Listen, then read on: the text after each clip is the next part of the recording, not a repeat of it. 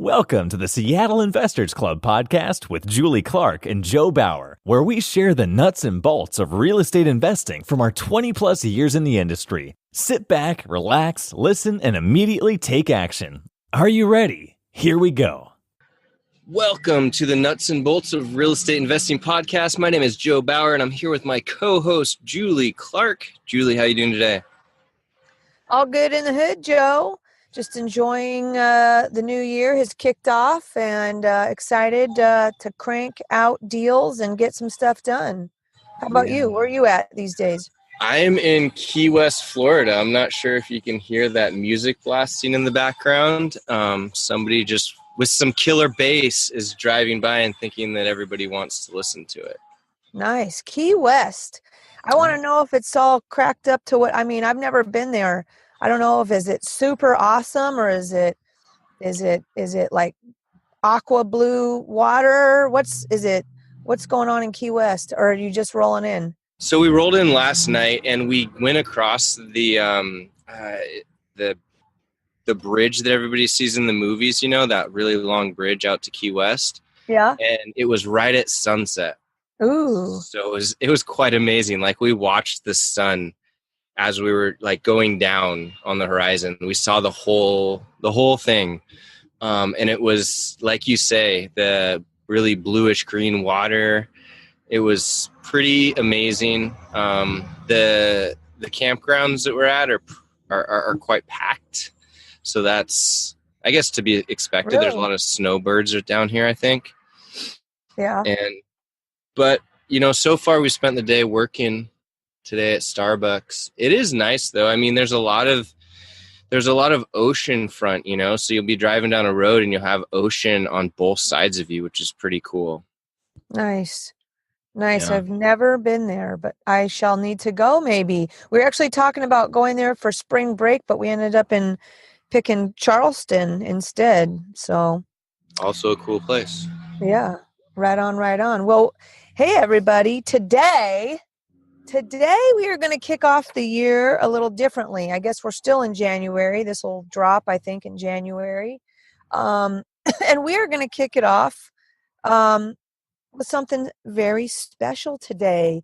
Today, we are going to get to know more about my main man, the real Joe Michael Bauer. Or it's actually Michael Joe Bauer. Is that right? Michael Joseph. I'm a Michael Joseph. I don't know if you guys know that, but Joe's name is actually Michael.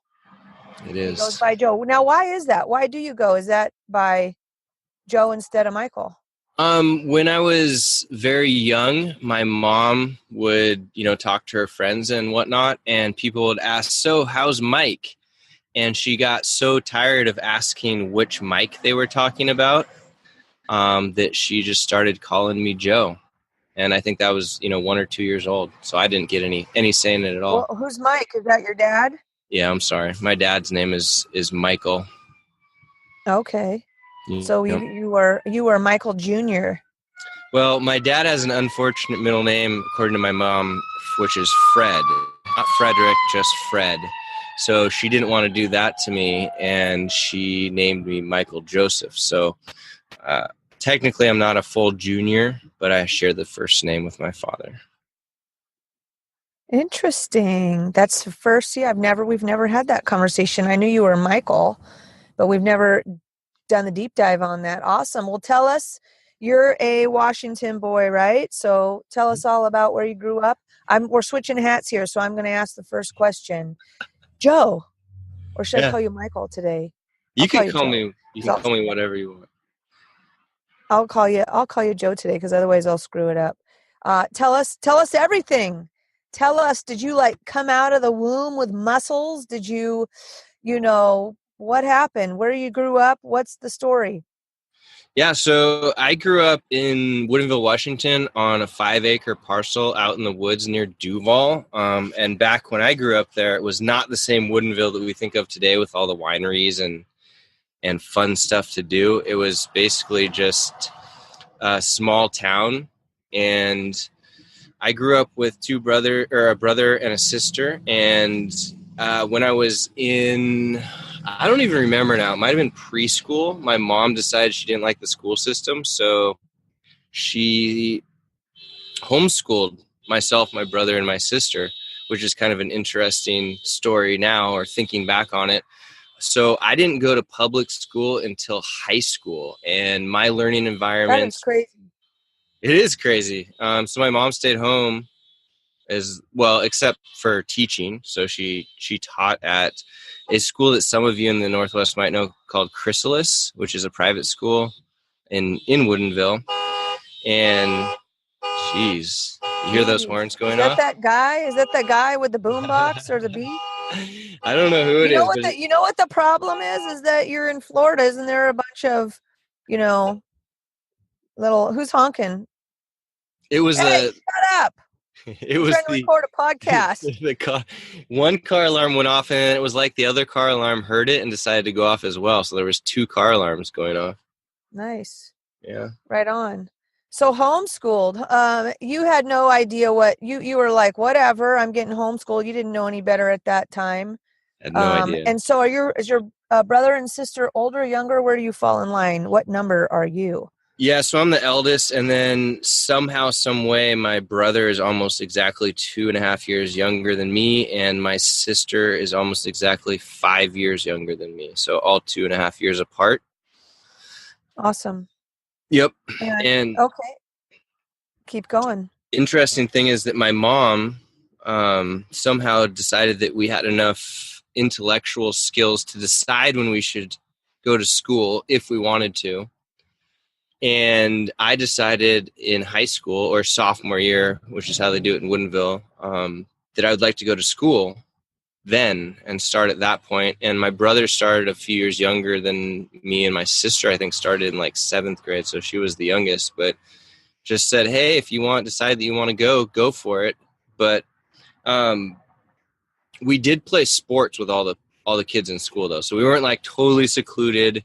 Even though there weren't the homeschooling groups that there are these days, which are pretty elaborate at this point, we would go play sports for the school. So I knew at least all of the guys, or at least a lot of the guys that played sports when I got to high school. So I had, a peer group that I just kind of stepped into, which was nice. How does that work with friends? Did you have play dates and hang out and go to birthday parties with the kids on the sports teams, or were you guys like a little clan there that pretty much did everything together? Yeah. So for all of those people out there that know Eric B, he and I were homeschooling together. So Eric and I had been best friends for a long time, and we met at Chrysalis School when we were, I don't even know, it must have been like 10 years old or something like that. And so Eric and I, he ended up going to junior high, I think, so a little bit earlier than I popped in. But, I was really good friends with Eric and had other friends from sports and from homeschooling. So it wasn't like we were completely secluded. We would go to classes once or twice a week that were at, let's say, Chrysalis School, or we'd have tutoring. So kind of the unique and interesting way that it worked was that if my mom or dad could teach it to us, they would. And if they didn't, we might actually physically go to that location to learn about what we were trying to learn about. Or we got a tutor that was specific to that particular subject of study. So it was pretty interesting. It wasn't just like, hey, we stayed at home. It was like, wow, we went out and did a lot of stuff. So when you went to high school, was it easy, hard, difficult as far as the academics go? Well, the high school experience that I had was pretty much a joke, in my opinion.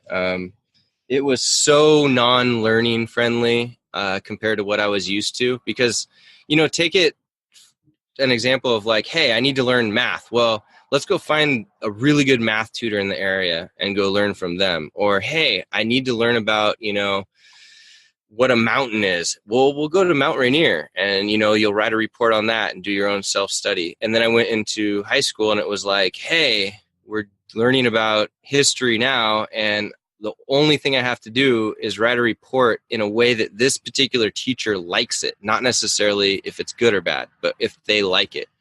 So I completely checked out during high school. I even told my mom, I was like, hey, I'm probably not going to get good grades because this is complete, nonsense that they're trying to make me do. And she's like, okay, I know that you're smart and I understand that, you'll do fine. Thanks for letting me know. So I went through high school just getting I think I got a B average in high school, and just, knowing that it was not going to be a great learning environment. But yet you wanted to stay. You wanted to stay in high school in the, you didn't want to go back to the homeschooling situation if you could have? Unfortunately, back then it was hard to do credits in high school if you were homeschooling. So there was some bit of needing to get credits in high school to go to college. And I think now they have better systems for that. So you wouldn't have actually had to go to the high school classes. It's a completely different place. Right. But I don't know that. And, it was at that time I was kind of figuring out what I wanted to do and who I was and things like that. And I wanted to play baseball, and that was important to me. So, being around the coaches and actually trying to be quote unquote normal, to me at the time seemed helpful for that. Awesome. So was baseball your sport? Yeah. So I was actually headed off I would have been a Coug like you, a week before. Man. Yeah, a week before heading off to WSU, I was offered a baseball scholarship to a junior college in Longview, Washington. So I bailed out on a good friend of mine that I was supposed to room with and went and took this baseball scholarship. And although it was not a good experience to play baseball, I think that, I learned a lot about it, and I learned that wasn't necessarily what I wanted to do. But yeah, I almost was a Coug.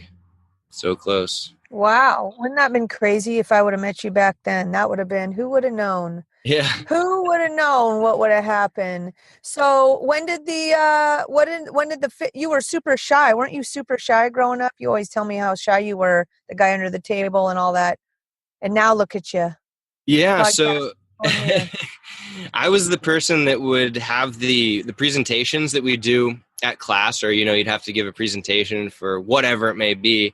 And I would figure out, even through college, how to weasel my way out of it by either just taking a hit on my grade or, asking the teacher if there was some other way of doing it.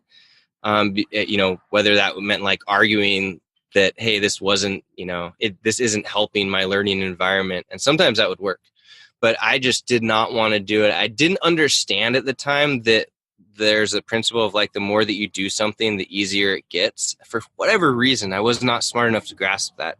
Because if I would have, then I would have, jumped in at the opportunity to do it all the time, which I figured out later on. But yeah, I was that person that was super shy. I didn't want to talk to anybody. I'm a very introverted person. Now what that means, though, is that when we have a long day or something like that requires me to be extroverted and talk to a lot of people, I just know that my batteries need to be recharged by myself. And that's where I get that done. So it's not that I can't go out and do a whole bunch of crazy stuff, but I have to be mindful that where some people may get energy from other people, to me, that just depletes my batteries. So I have to go and, spend time by myself to get those batteries charged up so that I can go and do it again. That is the opposite of me. Opposites attract, needless to say. Well, that's interesting because now you're, where you're at right now, living in a van in the woods, sort of. I mean, even though you're at Starbucks probably every other day, I don't know. I find that it's interesting how things play out. So let's go back a little bit. So when did the whole fitness and health thing, because that's what we want to talk about today. You guys know that Joe is my partner. He's, our systems and marketing expert on our team. He's got a bunch of podcasts, not just one, and let's name them off. We have All Around Joe. We have The Fantastic Life, and there's a new one. What's it called? The Get Better Project, where I interview top athletes in strength, fitness, and endurance from all over the world. Exactly. And so, I mean, Joe's wheelhouse is this health and fitness. Sometimes I feel like myself, like I don't need to go to the doctor. I can just go to Joe, after hanging around this guy for so many years. So just curious then, when did the fitness stuff start? Was that during the sports in high school, or when did you start really getting, I'll say, I don't know if the right word's regimented or scheduled about it? And when did you layer like all the eating and good habits on top? Yeah, so I think it really kicked in college when I was playing baseball, and I wasn't incredibly happy with the situation that was going on with baseball. So I started twisting my competitive outlet to working out and learning about how to basically change body composition and performance through nutrition and eating and working out. So at that time, we would have a baseball practice in the morning, or conditioning sessions. We'd get up at 6 a.m. and we'd do weights. And I got so into it that I would go after class at lunch and do a second session. So 5 days a week, I was doing these, 2 hour-long-ish sessions in the gym. And then we'd have another practice at night for baseball. So it'd be like, you go and actually practice the baseball. And then there'd usually be a conditioning session at the end of that. So I might have had like 3 hours of training at that particular time. And there wasn't a lot of information out there at that time. So you were reading about how to eat from magazines and things like that. And it was a lot of trial and error. But looking back now, I way overdid it. But that was when it really started. And I started seeing a bunch of changes too. That's something that I think that people can relate to, whether it's in real estate or whatever that may be. If you go flip a house and you make $100,000 or $50,000 or whatnot, and you see those positive effects, then your brain actually changes and you get these, basically releases into your brain that make you feel good. And same type of thing there, where I was getting these, changes, and people would recognize them and be like, wow, you are really strong, or you look really good or whatnot. And you start to get these positive effects in your body, and you just want more of that. I can't relate to that, Joe, necessarily, but I live vicariously through a lot of people, you being one of them. I like bragging about you a lot, I can assure you of that. But you are talking to somebody that I have the hardest time. I cannot get to the gym. I can go outside and do stuff, and I can play sports, right? Snowboarding, hiking, all that stuff. But man, I have never been able to get into the gym thing. I don't know why. Must be my fear of commitment. Deep insight there. So what do you think you're better at? Or you think you're better at the fitness part, or like the healthy living diet, routine or stuff like that? Or is it they have to go hand in hand? Can you be good at one and not good at the other? It's a good question. I think that the routine, that's where you nailed it, and that's the part that you have to be good at, no matter what you're trying to work on, whether it be, fitness or performance or health or whatnot. It's just the routine, or real estate even, right? It's the things that you do on a regular basis that get the results. So, if you want to be incredibly strong, you've got to go lift things regularly. The tricky part comes in with managing that, though, whatever it may be in our lives, right? Because it's not like I can go and lift weights 10 hours a day and continue to get good results. You're going to blow yourself out. And the same thing a lot of times is true in other areas of our life, where we can try and say that we're working 10 hours a day, but the truth of the matter is that you could probably do 3 hours a day if you were really focused and get the same results. So it's all about the routine, but then the hardest part's balance. Daily routine.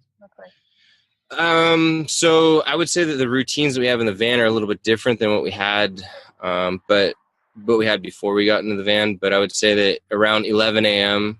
is the first part, and I eat a protein bar. That would be the first part of the routine. I make sure and drink about 140, 150 ounces of water a day, and that's just throughout. My dietary routine is a little bit less than it would have been when I was back at home, and just, that was more of a focus, meaning that I could tell you exactly how much proteins, fats, and carbohydrates I was eating every single day, and calories. Because I would keep track of it. I'm a little bit more lax now, just knowing that that's not the 100% focus of what we're doing. But if I fall off, meaning that, like, if I'm not getting the results that I want, then it's easy to just jump back into that. About 5 days a week, we try and do some sort of a workout. For those of you that haven't followed our Fantastic Life trip yet, we have about 500 pounds of weights in our van that we haul around with us. So if we're at a campsite for any period of days, meaning like 3 or more days, we usually haul out all our barbells and bumper weights and kettlebells and things like that, and we make a little small outdoor gym. So that becomes part of the routine. And then we also have 5-day, at least a week work routine, where depending on where we are and how far we have to go to get our internet signal, it could be nowhere and we're just in the van popping up a hotspot, or it could be the Starbucks down the street that's 30 minutes. So a lot of our routine has to do with that. And it's much easier, I think, for most people, if they're not living in a van, to say, all right, I'm going to go, and my back home routine was I'm going to go to the gym from 3 to 7 p.m. and I'm going to do one workout, and then I'm going to do some work, and then I'm going to do another workout and do some work. And that was my old routine. Now it's kind of like, well, I'm in Key West right now, and I'm not sure if I'm going to be able to work out at the campground because the RVs are so close together. But I'm in this parking lot right now. The alligators might bite you. And the alligators might. Over. Yep, the snakes. When you bend over to pick up your barbell, you might get bit by an alligator in the butt. It's possible. It's a real thing. I was on a side note. We were at a campground 2 nights ago in the Everglades, and the camp host came over to us, and we just started up a conversation. And they were super nice people, but they told us that we needed to make sure that if we got out of the van at night, to have a flashlight with us and flash around the area that we were going to walk, because it was a legit problem that they had rattlesnakes that would come out at night. Ew. And people stepped on them and would get bitten by these rattlesnakes. So did you get out of the van at night? I did. And before I had that advice, I'm always an advocate for, like, don't use artificial light, because your eyes actually get stronger when they're working in the dark, and you can see more interesting things. But after that, I had the light on every single time I got out of the van. I don't need to get bitten by a rattlesnake in the middle of a national park and try and, find a hospital. No. That doesn't sound like fun. That would not be good. That would not be good. Hey guys, it's Julie, and I want to let you know real quick about a spectacular organization that I support that might interest you too. NAHREP, that's NAHREP, is the National Association of Hispanic Real Estate Professionals. They have over 30,000 members, and they're the largest Hispanic trade association in the country. If you want to grow your business, connect, and have a great time with other real estate professionals like yourself, then join me at one of their events and see for yourself what all the buzz is about. Their yearly kickoff event called NAHREP Unplugged is coming up real soon on Thursday, January 24th. You can go to their website at NAHREP Seattle, that's NAHREP Seattle.com, or visit their Facebook page at NAHREP Seattle for more info. Come hang out with me at this event, and I'll see you there. So let me ask you, what do you like the best? Podcasting, which you do a lot of with all your different shows, including ours, putting a system together, or, managing a schedule and putting a system together, whatever type of business system or health system, workout system, or lifting weights and trail runs. Which one do you like the best? Oh, I believe there's balance in a lot of these things. If I had to say, no balance. You got to pick one. I'm a sucker for pain, so I like doing a hard weightlifting workout the best.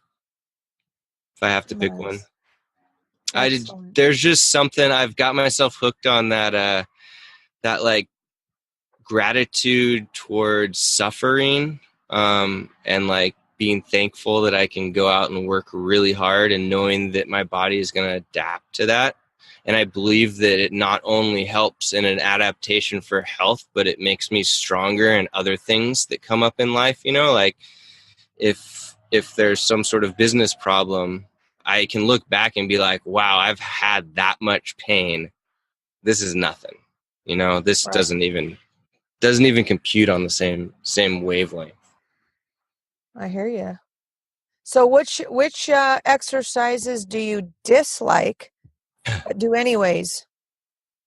I'm a fairly tall person at 6'1" with a long wingspan. So anything that covers that full range of motion is never very fun for me. There's something called a thruster that goes to the bottom of a squat, and then you have to push a weight up all the way over your head. That I severely dislike. And anything else that really involves going all the way from the ground to overhead, no fun. Isn't that kind of what a burpee is? What's a burpee for all me? Yes. I'm glad you brought that up, Julie. I am super glad. Look at that. Burpee. I've contributed to the fitness talk. Burpees are also one that are not very good for someone like myself, tall person. But here's the thing. We're doing a challenge this month, Emily and myself, 23 burpees a day, every single day in December. So I've been posting that all over social media. If any of you guys listening want to hop in on this, you don't have to make up the days. You can just do it. Burpee means, all the way chest, belly to the ground, and then you end up jumping and clapping, and that's one. And so you do that 23 times. And just up the ante, if you feel like, I don't really want to do that, sounds like a lot, I'm personally doing 50 a day, just so that you can feel better about your 23. Jeez, man. Mm-hmm. Well, let's get on. Let's sidebar here to a little work stuff. So what was your first job after you got out of, I guess that would be the junior college, right? What was your first job out of school? So my first job out of school, so I went from junior college to then transferred to San Diego State. And at that particular time during school, I think during school and then after school, my first job was a personal training job. So I worked for 24-Hour Fitness for a few years, which was pretty much a terrible experience. But I guess looking back, though, it was the start to really having to get out of my introverted shell, because I had a manager at 24-Hour Fitness that made me go talk to every single person in the gym to see if they wanted to personal training. And, how horrible is that to have somebody walking up and be like trying to sell you something constantly? But I think it really helped me to get over my fear of talking with people, because I could just get on a roll. It's like after you get through the second person, you've kind of got your spiel down and you can just go talk to them, and then you can adjust it based off of what they say. And now you've got this interesting conversation piece. Well, you know what? Same goes for real estate, right? Yeah. Once you've talked to enough people, you get I feel like, hey, I know fitness feels good to you, right? But having a good conversation flow with sellers, for me at this point, not having to think too hard about preparing and being able to talk to them about anything and decide what the situation is on the fly, that feels good to me. So it's the same type of, like you said, it's all, I guess it's sales if you want to put it that way, but we'll call it conversing, not converting. We've talked about that before. So then what? What happens after that? Was Eric down there at San Diego State? He was not, but he was the first person that came down and visited me when I went down there. He rode his motorcycle down the coast, and you should ask him about this. He ended up in jail that first night. That he came to visit. Nice. So that's a side story that we can bring up with him the next time we talk with him. Actually, he'll be on a webinar next week. So maybe if we remember to bring that up with him, ask him how he ended up in jail when he visited Joe at San Diego State. It's a fun story. We'll do that. So what happened after 24-Hour Fitness? Yeah, so 24 Hour Fitness, I went through that and ended up starting my first business after that. So I got fed up with 24 Hour Fitness, and I started my own personal training business at the San Diego State Gym, where they didn't have, employed trainers there. Everybody had to kind of qualify for being their own entity, and then you could rent space from the gym. So that was my first self-employment or business. Had no How'd idea that what I go? was doing. I only did it for a couple months before I ended up moving back to Seattle, so I don't think I had enough time to get enough traction. It probably would have done well because they only offered it that space to a small number of people, and I really put in my rounds in order to get that opportunity. So I think that, there was like a wall of trainers, and there was only like, I don't know, 6 or 9 of them for the thousands and thousands of people. I think there's like, that's just big school. I want to say it was like 30 plus Yeah. thousand on campus. And Yeah. Why did you go there? I mean, it um seems like against your personality, your nature to go to San Diego State. yeah, so I was actually going to go to Arizona State because I wanted to get out of the Seattle gloom. And my brother got a baseball scholarship to San Diego State, and my mom sat us down and was like, hey, it'd be much easier on us if you both went to the same school. So, Joe, what do you There you think go. about, sun and beach instead of sun and cactuses? And I was like, all right, I can do that. I can deal There with you it. go. And Yeah. so now you guys, some of you may or may not know this, but Joe has a connection to Fortune Builders, not just as a member of Fortune Builders, but how did that all get started and when did that happen? Yeah, so after San Diego State, I moved back up to Seattle for a little while, and then I chased a girl out to New York City who was getting her PhD in biomedical sciences. And I continued to be a personal trainer and actually worked at a personal training facility in Rockefeller Center where all the Today Show worked out there. Nicolas Cage worked Wow. out there. Who else? There was celebrities came through there all the time. It was this really high-end gym. And when I say high-end, they had like this special locker room with like concierge service, and like they'd provide workout clothes for you so you didn't have to bring them. It was craziness. But anyway, I had gone from that job to having a fairly successful, again, small business that I had started where I was one of those trainers to the executives where I'd go to them and they'd pay me a lot of money to do that. And I realized that I could only do that for about 6 hours a day, though, because of the travel and then also the amount of mental capacity that it took to really motivate these high-level individuals. So I was at that ceiling where I pretty much had maxed out the amount that I could charge for the particular market, and I had maxed out my time, and I didn't understand hiring people at that point. So looking back now, I'm like, well, I'd just hire a few people and grow this thing. But I decided that I didn't want to do that anymore because I couldn't figure out how to grow it. And Eric actually was headed out to Connecticut to go to a Fortune Builders event. It was the rehab boot camp. So he's like, hey, I'm going to go out to New York City and, be awesome if I could stay with you guys. And then we'll take the train. And I think we either took a train or a bus up to Connecticut. And if you want to do this, you can come to the event with me. And at the time, it was just perfect timing where I'm like, I'm unhappy with what I'm doing right now. So let's try it. So I went up there, and at that time, it was a pretty small kind of thing they had going on where, we went to an event for the weekend. We were having lunch at the office or at their houses with JD and Paul and Than and whatnot, and like really shooting the shit with them. And it turned out that it was the You very mean the event was so small that you guys got to hang out at their house or Eric was working for them? no, that Eric was not. This was Eric's first or second time he'd ever been to a Fortune Builders anything. I think he saw Than at a Interesting. RIA, and that's why he went out there. So Wow. yeah, so it was just like one of those hotel room things that's much, they had much less space than what they did now. Let's say like if anybody went to the Charles Badass event, this last one, it was probably half of that large room they had, something like that. So if you imagine cutting off the whole back half, maybe even not that big. Yeah.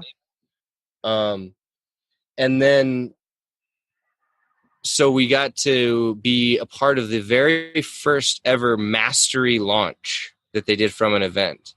So it was the first time they ever launched mastery. And you don't even want to know how cheap it was compared to what people are paying now. But it was cheap. No, tell me. Tell me better. What was it? I think I paid $5,000 for mastery. Oh, geez. Um, But back then, that's, still. Yeah. So at that time, though, it was like, hey, we're really good at sales, and we were hanging out with them, and they're like, hey, here's opportunity to do this, for you pay once and you're in it for life type of a thing. So Eric and I both joined Mastery at that event, Rehab Boot Camp. And then after that, I went back to New York City. I was living in the middle of New York City, and signed up for a Mastery program. And my personal coach at the time was JD, which was awesome. But he literally said to me on our second phone call, I think it was, well, I honestly don't know how to do wholesaling in the city like this because, it's freaking nuts. Like I don't know how to deal with skyscrapers and all this stuff. And they have all these weird condo rules and whatnot in the city. So I'm sorry, I don't know how to help you. If you can get out of the city, then cool. So I figured out in the next year how to move out to Jersey, buy a car, and start flipping short sales. And kind of ended up moving back to Seattle, and the rest is history on that. Wow. That is old school right there, right? And then you and Eric had moved back to Seattle right after that. So when you guys partnered up when you moved back?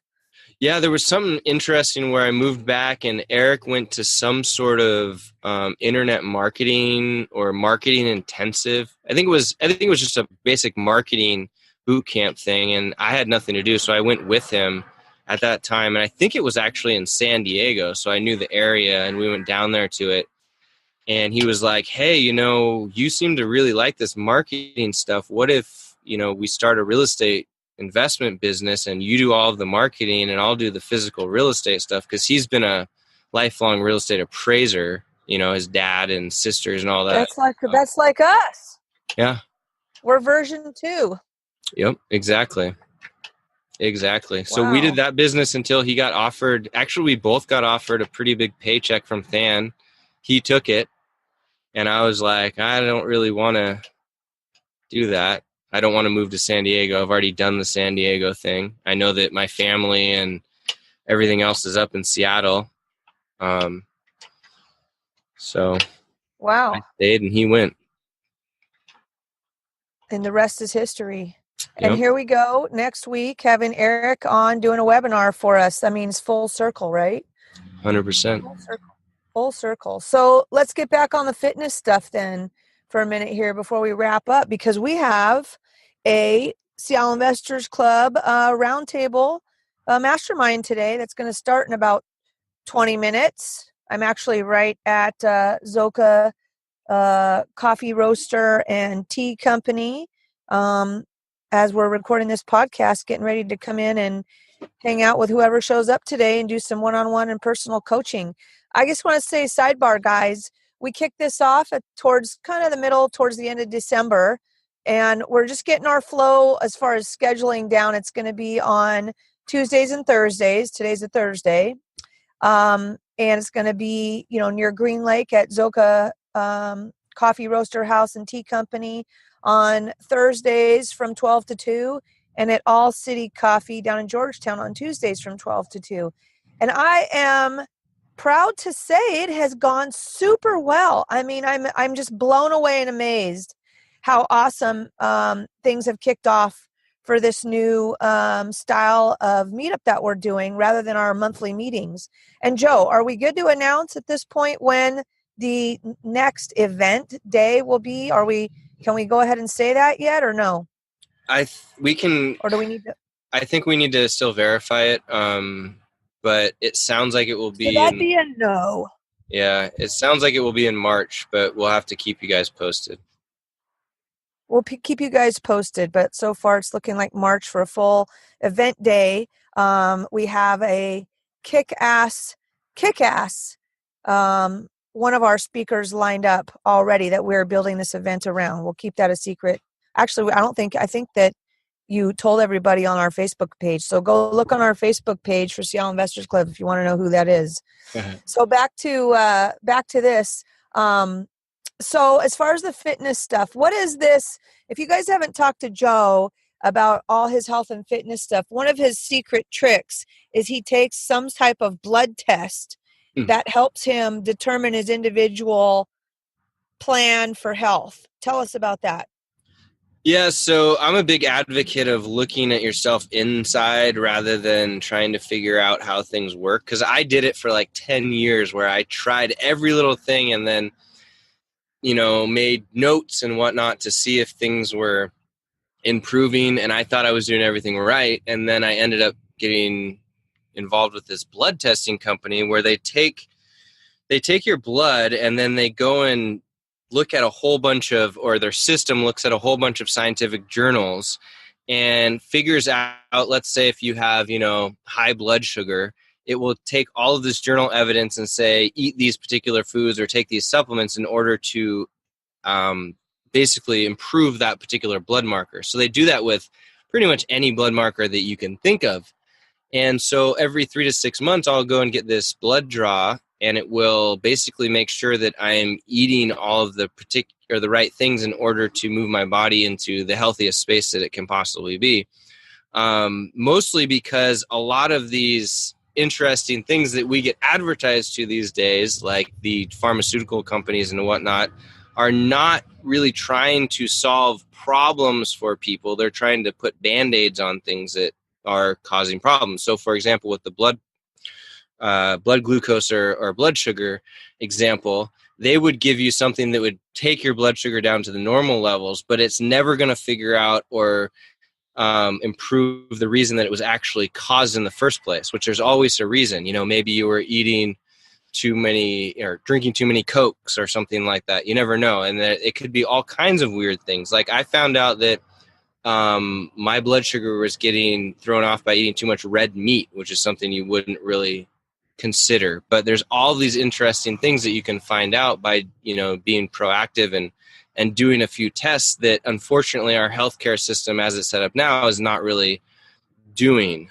You can find some specific doctors, but this company that I work with or go to is called Inside Tracker, and they're just phenomenal as far as like trying to actually figure out, number one, are you healthy as you could be? And number two, how can you improve your health and your biomarkers and whatnot?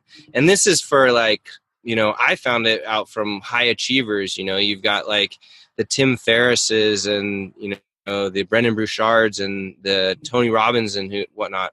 All of these guys are, so into this stuff because if you can optimize your body in any way at all, it's going to trickle into all other parts of your life. If your blood sugar is off, as that example that we're still beating down here, you're not going to be as productive in your work. Your brain's just not going to work as well. So, you can connect that to like, hey, if I can get my body working better, I'm going to make more sales because I'm be able to think clearer while I'm talking to these clients. And that's going to mean more money in my pocket. So that's how I think about all these things. And that's how a lot of these high achievers do as well.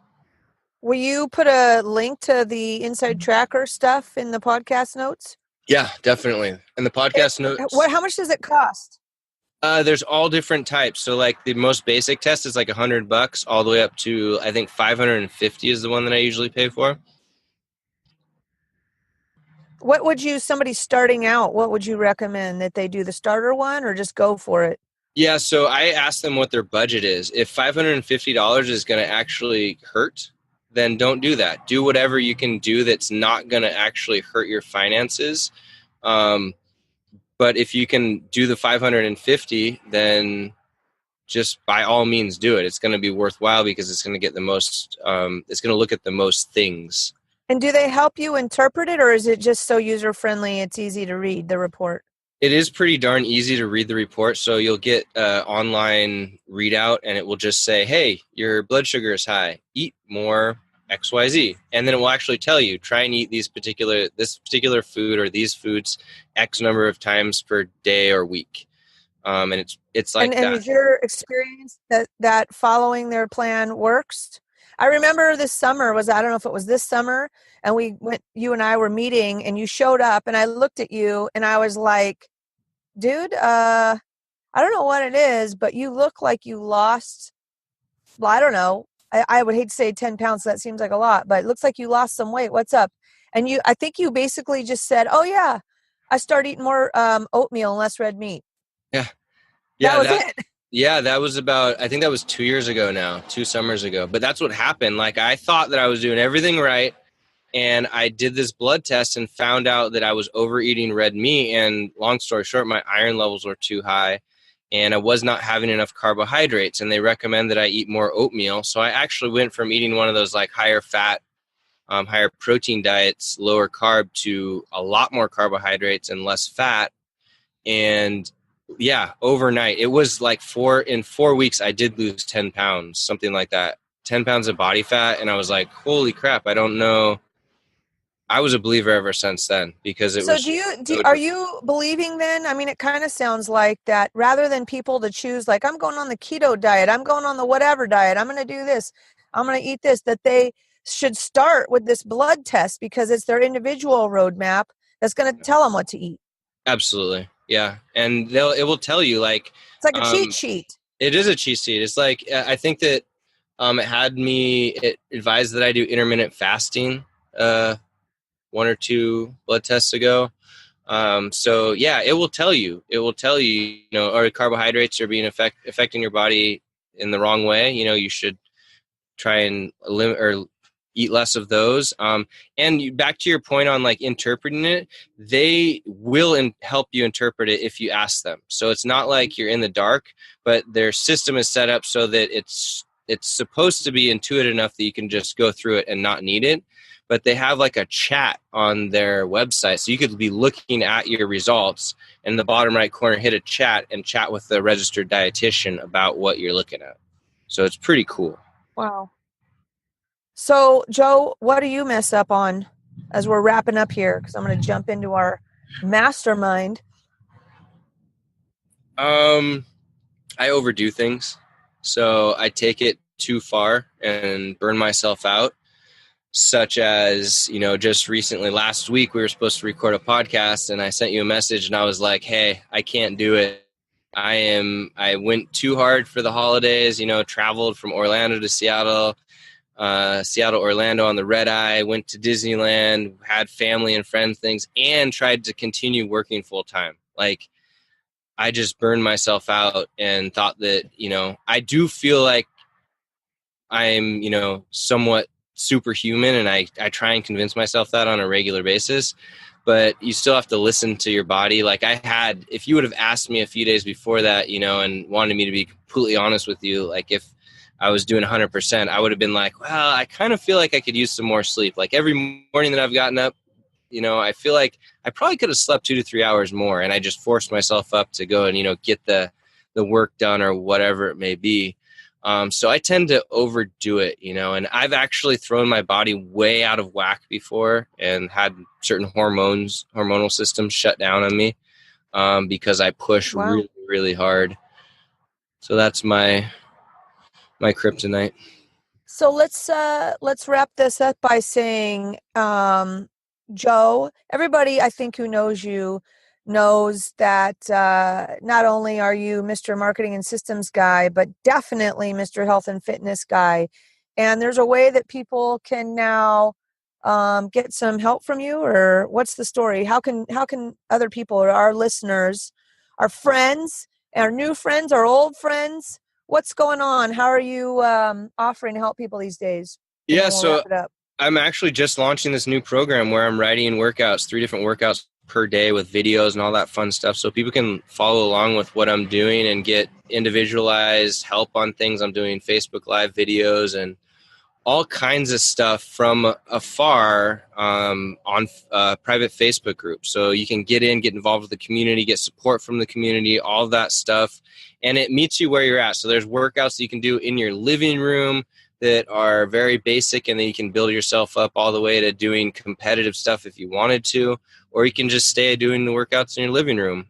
It's pretty much anywhere you want to. And that's at thegetbetterproject.com. You can find that, or the Get Better Project on Facebook, or the Get Better Project pretty much anywhere.